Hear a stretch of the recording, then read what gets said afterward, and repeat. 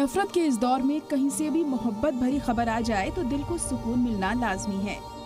ऐसा ही दिल को छू लेने वाला वाकया राजस्थान के भीलवाड़ा जिले में सामने आया है। यहाँ इंसानियत की बेहतरीन मिसाल पेश करते हुए एक मुस्लिम शख्स असगर अली ने एक हिंदू खातून की आखिरी रसूमात अदा कर मुसलमानों के नाम पर नफरत फैलाने वाले के मुंह पर तमाचा मारा है।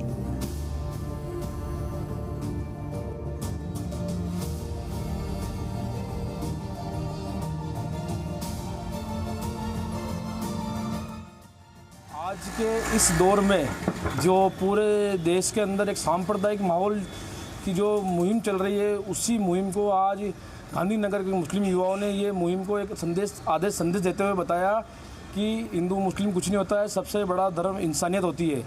और आज ये काम गांधीनगर के युवाओं ने इंसानियत के नाम पे एक अच्छा मैसेज देश को दिया है। राजस्थान के भीलवाड़ा जिले के गांधीनगर के जंगी चौक पर 67 साल की शांति देवी 2018 में अपनी 3 बेटियों और एक बेटे की मौत के बाद से अकेले रह रही थी। कुछ महीनों से बीमार रहने की वजह से उनका हॉस्पिटल में इलाज चल रहा था, जहां 2 रोज कबल शांति देवी का इंतकाल हो गया। जिंदगी के आखिरी वक्त में अकेली रह रही शांति देवी की आखिरी रसूमात अदा करने वाला भी कोई नहीं था। ऐसे में 30 साल के नौजवान असगर अली ने बिना मजहब देखे इंसानियत का फर्ज निभाते हुए अपने साथियों के साथ बेटे की तरह हिंदू रीति रिवाज के साथ शांति देवी की आखिरी रसूमात अदा की।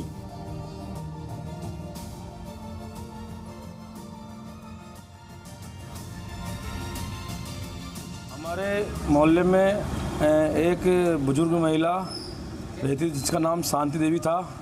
वो अभी 4-5 दिनों से बीमार थी, महात्मा गांधी हॉस्पिटल में एडमिट थी। उसकी देखभाल भी हमारे मोहल्ले के असगर अली जो मुस्लिम युवा वो कर रहे थे। उसके बाद आज सुबह उनकी डेथ हो गई। डेथ के बाद सबसे बड़ा रीज़न ये था कि उनको मुख्य अग्नि उनका अंतिम संस्कार कैसे किया जाए, कि उनके परिवार से कोई मौजूद वहाँ नहीं था। तो हमारे गांधीनगर के मुस्लिम युवा आगे आए और सभी ने मिलकर एक पूरे हिंदू रीति रिवाज के तहत उनका अंतिम संस्कार किया। आखिरी रसूमात अदा करने के बाद आंसू भरी आंखों से असगर अली बताते हैं कि बचपन से ही उन्होंने मुझे माँ का प्यार दिया। वो हर दिन मुझसे पूछती थी कि मैंने खाना खाया या नहीं, मैं कैसा हूँ। उनके इंतकाल से मुझे ऐसा लगा जैसे मैंने अपनी माँ को फिर से खो दिया। मेरे माँ बाप बहुत पहले ही गुजर गए थे, शांति देवी ने ही उस कमी को पूरा किया था।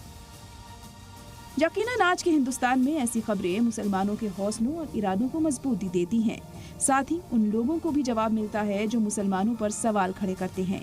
कभी उन्हें मस्जिद के नाम पर, कभी मदरसों के नाम पर, तो कभी पाकिस्तान के नाम पर निशाना बनाने वालों को ऐसी खबरें जरूर देखनी चाहिए, ताकि उनके जहन में मुसलमानों के तई जो नफरत घुली है उसे मिटाया जा सके।